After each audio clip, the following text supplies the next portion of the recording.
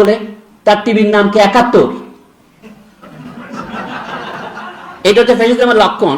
অথবা ২১, এগুলি হচ্ছে আত্মসাৎকরণ।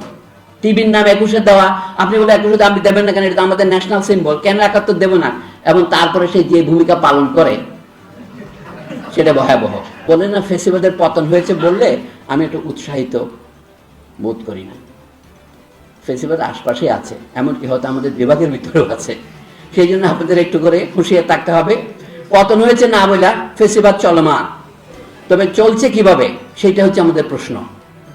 যে ফ্যাসিবাদ যখন ওই যে ফ্যাসিবাদকে বারবার উৎপাদিত হয়, ফ্যাসিবাদের ঘটনা নাটকীয়, অধ্যাপক মহোদয় যেভাবে বলছেন তাতে আমাদের গা চমকে উঠছে। কিন্তু আমি এবার আপনাদের সঙ্গে কোনো চাঞ্চল্যকর সাংবাদিকতা করতে চাই না, আমি গায়ের দিকে তাকাতে চাই। ফ্যাসিবাদ আছে, কিন্তু আপনি ফ্যাসিবাদ বললে হয়তো আমার সাথে একমত হবেন না। এটাকে বলে ইংরেজিতে আরেকটা নাম আছে, স্বৈরতন্ত্র। এটা ইংরেজিতে অ্যারিস্টটলের ভাষা টিরানি। আগের দিনে রাজাদেরকে বলা হতো টাইরেন্ট। এই টাইরেন্ট থেকে টিরানি কথাটা আসছে। যে জন্য এই যে আপনাদের এখানে একটা ঘড়ি আছে, এটা দেখেন, এটা ডায়ালটা দেখেন, সবগুলো ইংরেজিতে। কাটাগুলো তো আর ইংরেজি বাংলা নাই। নিচে লেখা আছে faculty of arts, university of Dhaka, Bangla. কত বছর আগে এটা দেখানো হয়েছে? নিশ্চয়ই 1921 সালে লেখা হয়নি। হ্যাঁ, তো এই যে লেখা হচ্ছে 2003 থেকে এই পর্যন্ত ঢাকা বিশ্ববিদ্যালয়। এইখানে দেখেন ইংরেজি আরসি মজুমদার, এটা ইংরেজি স্টাইলে করলো। আরসি মানে কি? বাংলা একটা শব্দ রমেশচন্দ্র, ইংরেজিতে আবার দুটো হয়ে গেল, রমেশ এবং চন্দ্র। আবার আর্টস অডিটোরিয়াম, এখানে দেখেন আর্টস ফ্যাকাল্টি। এটা কিন্তু কারো চোখে পড়ছে না, কারো কাছে এটা। আমি তো বলি যে এটা ফ্যাসিজম, আপনারা আমাকে এখানে বের করে দেবেন, কারণ এটা কারণ আপনার চিন্তায় হচ্ছে না। কিন্তু এটা হচ্ছে প্রতিদিন ফ্যাসিজম পুনরুৎপাদিত হচ্ছে। বাংলাদেশের রাষ্ট্রভাষা বাংলা। এখন যে অকার্যকর সংবাদ কি বলি না, সংবিধান, এই সংবিধানও লেখা ছিল প্রজাতন্ত্রের রাষ্ট্রভাষা বাংলা। এটা বাতিল করে আপনারা যে রাষ্ট্রভাষা ইংরেজি ঘোষণা করেন, আমি প্রতিরোধ করতে পারবো না। সেটাকে আপনারা কি বলবেন? বলবেন এলিটিজম, ইম্পেরিয়ালিজম। ফ্যাসিজম তো বলবেন না। অর্থাৎ সংখ্যাগরিষ্ঠ মানুষের মতামতকে উপেক্ষা করে তার উপরে নিজের মত চাপিয়ে দেওয়া, লাঠির জোরে অথবা টাকার জোরে অথবা অন্য জোরে। এটা হচ্ছে ফ্যাসিজমের সাধারণ বৈশিষ্ট্য। কিন্তু ফ্যাসিজমের বিশেষ বৈশিষ্ট্য হচ্ছে ইটালিতে অথবা জার্মানিতে যা করেছে, অথবা যুদ্ধের আগে, দ্বিতীয় মহাযুদ্ধের আগে স্পেনে কি করেছে। ফ্যাসিজম সারা পৃথিবীতে একটা মতাদর্শ এবং একটা ব্যবস্থা হিসেবে চালু হয়েছিল, এবং তার বিরুদ্ধে লড়াইয়ের নাম ছিল অ্যান্টি ফ্যাসিস্ট কোয়ালিশন, নাম ছিল পপুলার ফ্রন্ট। কিন্তু আমাদের দেশে অনেক বড় বড় সাংবাদিক এখন দেখি যে গত রেজিমকে ফ্যাসিস্ট বলা যাবে না, তারা ফ্যাসিস্ট বলতে রাজি নন। তার মধ্যে একজন সুবিখ্যাত সাংবাদিক হচ্ছেন জাহিদুর রহমান, ডাক্তার। উনি বলছেন না, আমি এটাকে চোরতন্ত্র বলবো, ক্ল্যাপ্টোক্রেসি বলবো, কিন্তু বলবো না। কিন্তু বৈশিষ্ট্যটা হচ্ছে যখন মুক্তিযুদ্ধের চেতনা কথাটা ব্যবহার করা হয়, তখন বোঝা যাচ্ছে এটা ফ্যাসিজমের লক্ষণের পুরোপুরি বৈশিষ্ট্য। কারণ মুক্তিযুদ্ধ ছিল বাংলাদেশের এই পর্যন্ত ইতিহাসের সবচেয়ে জনস্বার্থ সম্বলিত এবং জনপ্রিয়, জনসম্পৃক্ত ঘটনা। সেইটাকে ব্যবহার করা হচ্ছে একটা দলতন্ত্র শুধু নয়, ব্যক্তিতন্ত্র তৈরি করার জন্য। ফ্যাসিজমের একটা বৈশিষ্ট্য হচ্ছে এক নেতা এক দেশ, এই স্লোগান। এইটা হচ্ছে ফ্যাসিজমের একটা লক্ষণ। সে অতীতের জনপ্রিয় সিগনিফায়ার গুলিকে নিজের পক্ষে আত্মস্থ করে নেয়। সে বলে তার টিভির নাম কি ৭১। এটা হচ্ছে ফ্যাসিজমের লক্ষণ। অথবা ২১, এগুলি হচ্ছে আত্মসাৎকরণ। টিভির নাম ২১ দেওয়া, আপনি বলে ২১ দাম দেবেন না কেন, এটা আমাদের ন্যাশনাল সিম্বল, কেন ৭১ দেব না, এবং তারপরে সে যে ভূমিকা পালন করে সেটা ভয়াবহ। বলা হচ্ছে ৬০ লক্ষ ইহুদিকে হত্যা করা হয়েছে।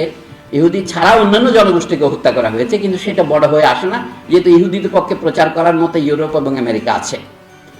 আমি ওইটাকে অস্বীকারও করছি না, ছোটও করছি না। কিন্তু এর যে বড় বড় বিপর্যয়কর ঘটনা দক্ষিণ আমেরিকায়, উত্তর আমেরিকায়, মধ্য আমেরিকায় হয়েছে, আফ্রিকায় হয়েছে, আমাদের দেশগুলিতে হয়েছে।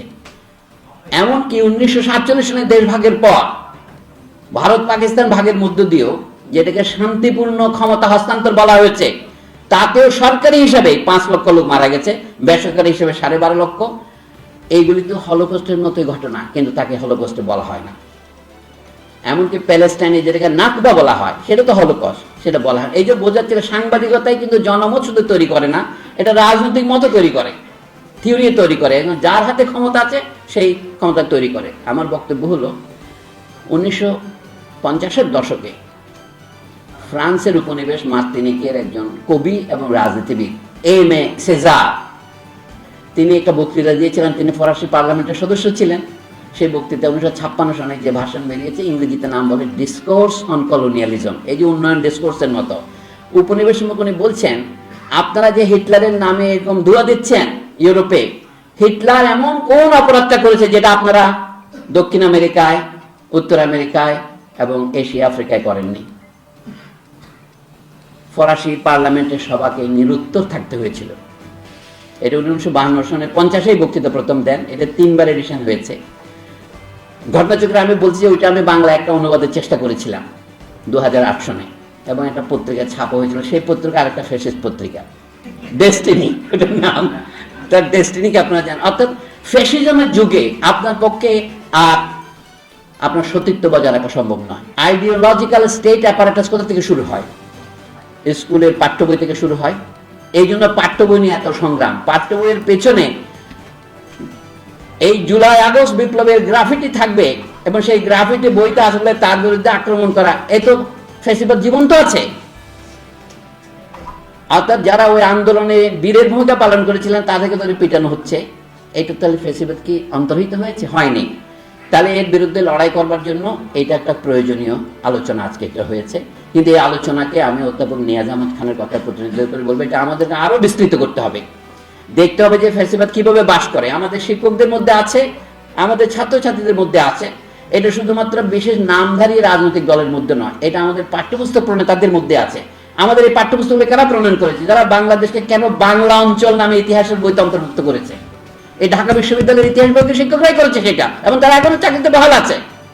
ঢাকা বিশ্ববিদ্যালয়ের শিক্ষক সমিতি কি ভূমিকা পালন করেছে এইটার ব্যাপারে কোনো সমালোচনা না করে আপনি যদি বলেন যে ঢাকা বিশ্ববিদ্যালয়ের উপাচার্য এবং উপ উপাচার্যকে দাওয়াত দিলে আপনারা পাপ মোচন হয়ে যাবে, এটা হবে না। এটা বিচারের মুখোমুখি করা দরকার।